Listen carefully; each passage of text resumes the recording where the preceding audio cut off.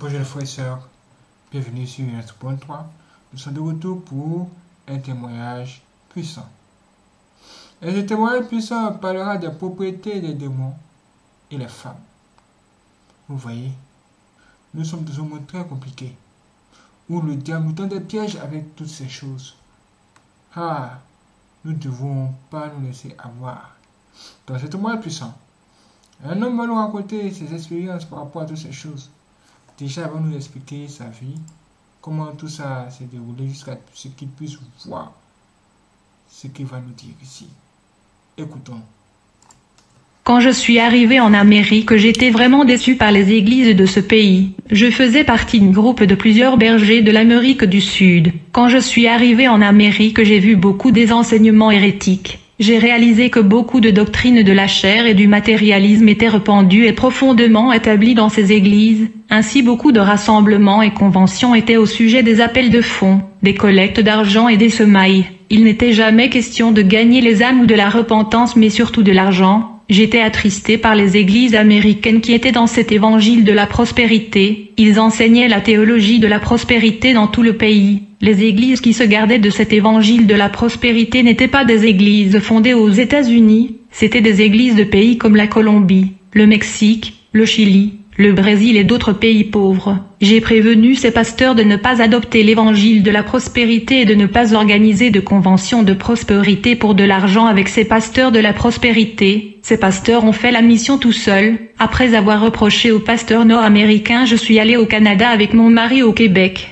Et quand j'ai vu un ministre dire que les États-Unis est le pays qui envoie le plus souvent des missionnaires dans le monde, et à cause de la prospérité le missionnaire séjourne dans les meilleurs hôtels, et ces missionnaires n'avaient ni faim ni difficulté, je ne pouvais pas accepter cela. Plus tard j'ai demandé au Seigneur si l'évangile de la prospérité faisait des États-Unis le leader de la mission évangélique dans le monde. Le Seigneur Jésus me parla et dit, les États-Unis étaient le leader dans la mission mondiale, mais maintenant il n'est plus. En effet, je ne dépends plus des États-Unis pour faire la mission dans le monde entier. Le Seigneur me dit, je suis souverain, je vais élever des pays comme le Mexique, la Turquie, l'Équateur, le Chili, le Brésil et l'Uruguay pour faire le reste des missions dans le monde. Vous qui êtes de ces pays, vous êtes en train d'être préparés pour que demain vous puissiez être parmi les missionnaires des pays que je prépare. Je vais utiliser les pays pauvres pour achever la mission que les pays riches n'ont pas achevée. Je vais hausser les humbles et battre les exaltés. Je vais confondre les sages. Plus tard, alors que j'étais une fois en train de prier Dieu et intercéder pour mon pays, la Russie et toute l'Europe,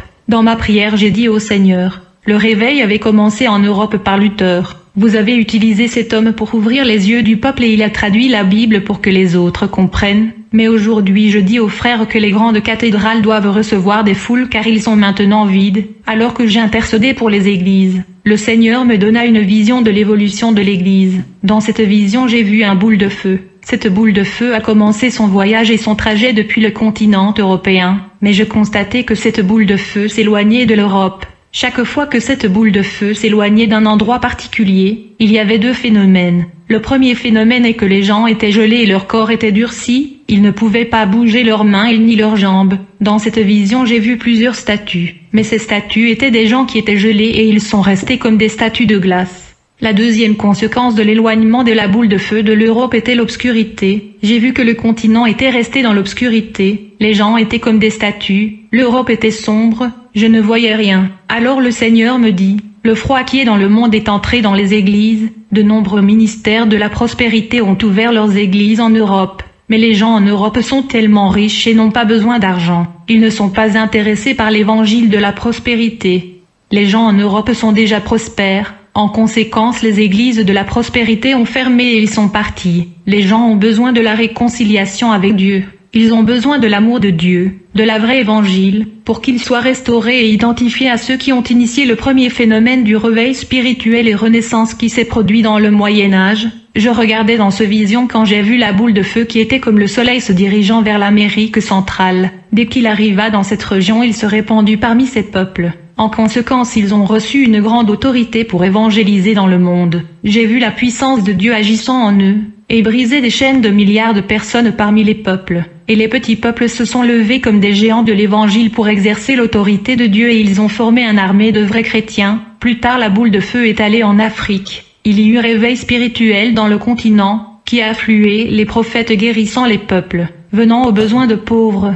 La puissance de Dieu se manifestait chez des personnes de langues et de tribus différentes, les libérant de la sorcellerie. Puis la boule de feu se répandit en Asie et le Moyen-Orient. En conséquence, des hommes de Dieu ont surgi pour gagner les bouddhistes et libérer les musulmans et les convertir à Jésus-Christ. La puissance de Dieu a sauvé et continue d'agir sur les nations qui ne connaissaient toujours pas l'Évangile. Puis j'ai vu une grande armée de Dieu préparée par le Seigneur pour la bataille spirituelle. Les anges plaçaient des sceaux sur ces soldats, des anges plaçaient le sceau sur leur front. Ils me dirent que ces sceaux sur le front devaient protéger leur esprit du faux évangile. Les légions des démons attaquent le esprit des croyants avec des fausses doctrines des démons et des idées des hommes. Ainsi ces sceaux protègent leur esprit. Les anges mettaient aussi des sceaux sur la main de ces soldats. Les sceaux sur leurs mains sont leurs bonnes œuvres et activités évangéliques, qu'ils mèneront sur terre en préparant la dernière récolte pour l'enlèvement. J'ai remarqué que plus la boule de feu du réveil sillonnait la terre, plus les gens avaient la soif de choses de Dieu. Mon entrée dans l'armée du temps de la fin, par la grâce de Dieu je passais du temps en jeûne et en prière.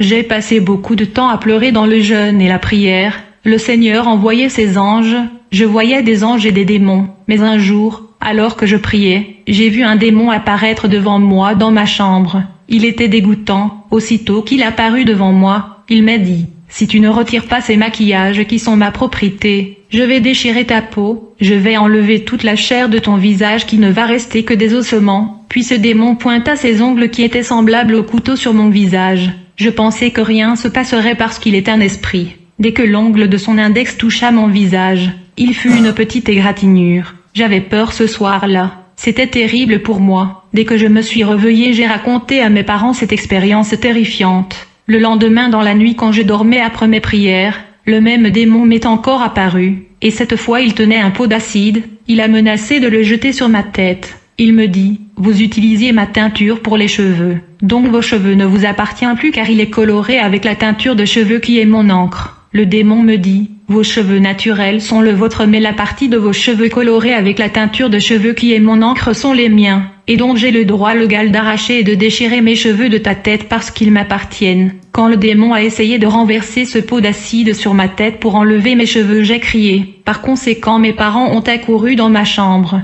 Le 3e jour, le même démon revint et apparut dans ma chambre et puis il me dit, « Je vais te combattre tant que tu utilises mes accessoires et propriétés. Je veux te combattre parce que tous les doigts de tes mains sont colorés avec mon encre. Je vais devoir te couper tous les doigts, parce que tu les as colorés avec mon encre. » Je ne pouvais pas comprendre ce qui se passait. En fait, j'ai acheté ce vernis au marché, mais pourtant ce démon me disait qu'il lui appartenait. Il me dit, « Tu dois savoir que tu n'es pas sauvé et ton âme m'appartient. » Je lui répliqua, « Tu es un menteur. J'appartiens uniquement à Jésus-Christ. » Aussitôt j'ai commencé à réprimander et chasser ce démon au nom de Jésus-Christ. Mais étrangement, il ne t'est pas affecté, il était sans souci, et il rigolait, puis il me dit, « Tu n'as aucune autorité sur moi, à moins que tu ne te sépares complètement de ce qui m'appartient et mes propriétés. Tu n'auras pas autorité sur moi à moins que tu ne te sanctifies. » Ce démon me dit, « J'ai trompé beaucoup de femmes et servantes de Dieu qui utilisent mes biens personnels, elles utilisent mes propriétés et accessoires. À chaque fois que ces servantes et femmes de Dieu nous chassent des corps de gens,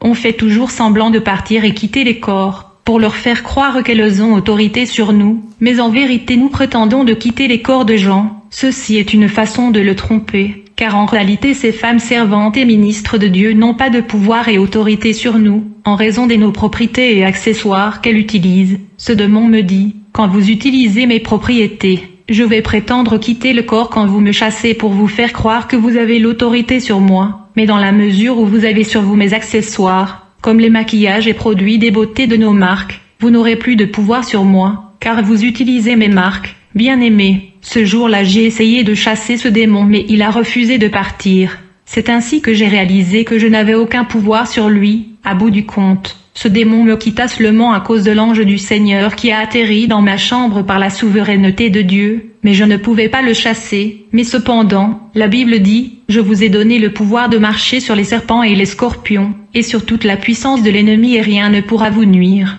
L'autre jour je jeûnais et je me préparais à la guerre spirituelle. Je voulais affronter et en finir avec ce démon car je savais qu'il allait venir me tourmenter. Je savais que la guerre ne serait pas facile. Je sentais que ce démon allait à nouveau me tourmenter. Je ne savais pas pourquoi Dieu permettait que cela m'arrive. J'ai toujours été une femme dédiée aux choses de Dieu. L'autre soir, le même démon m'est encore apparu. Il me dit, vous allez commencer à vous habituer à mon mauvaise herbe, parce qu'un jour nous nous retrouverons là-bas sous la terre en enfer. Ce jour-là en enfer, je demanderai à la hiérarchie de me permettre de te tourmenter et de te torturer de l'éternité en éternité. Quand tu tomberas en enfer, je vais tirer tes oreilles jusqu'à ce qu'elles soient coupées. Le jour où tu vas descendre en enfer, je veux personnellement prendre contrôle de ton âme. Tu vas m'appartenir à moi seul et je veux te tourmenter jour et nuit sans repos. Aussitôt, j'ai dit à ce démon, je ne suis pas ton serviteur. Le démon me répondit, les boucles d'oreilles que tu portes sont ma marque et donc tu m'appartiens. Tu ne savais pas que cela symbolise l'esclavage.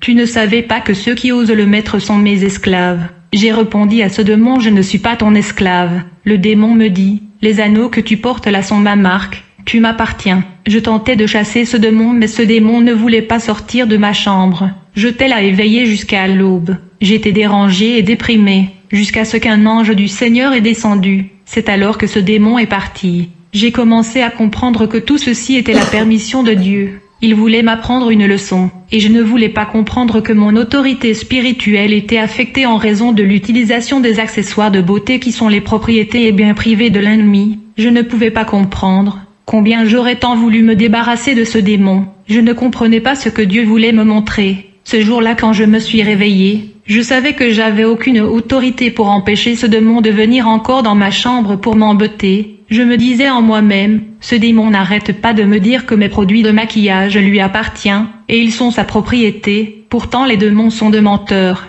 et je ne crois pas à ces paroles. En dépit de ceci, je veux tout de même essayer de retirer ces maquillages et produits artificiels et voir s'il y aura un changement, car le nom de Jésus que j'utilise contre ce démon ne marche pas. Ainsi donc, ce matin-là j'ai décidé de faire un test et de voir s'il y aura changement. J'ai pris les boucles d'oreilles, j'ai pris le kit de maquillage et la teinture des cheveux. Je fais sortir de ma maison tous ces produits de beauté, bien que je ne voulais pas croire en ce démon. Je savais que les démons étaient des menteurs. Alors au crépuscule de la nuit j'attendais que le démon apparaisse, mais à ma grande surprise il ne s'est pas présenté. J'étais confus. Cette nuit-là était calme. J'étais étonné, j'ai alors compris que les paroles de ce démon étaient vraies. Mes produits de beauté lui attiraient dans ma chambre et ma vie car ces accessoires lui appartenaient. J'en profite pour alerter les servantes de l'Éternel et les femmes de Dieu. Peut-être que vous avez un style de vie de vanité. Peut-être que votre église ne croit pas ce que je dis. Je vous demande d'enquêter et de demander Dieu pour des réponses. Il vous le révélera. Ainsi le jour où j'ai enlevé produits de beauté et le produit artificiel, le démon n'est pas apparu.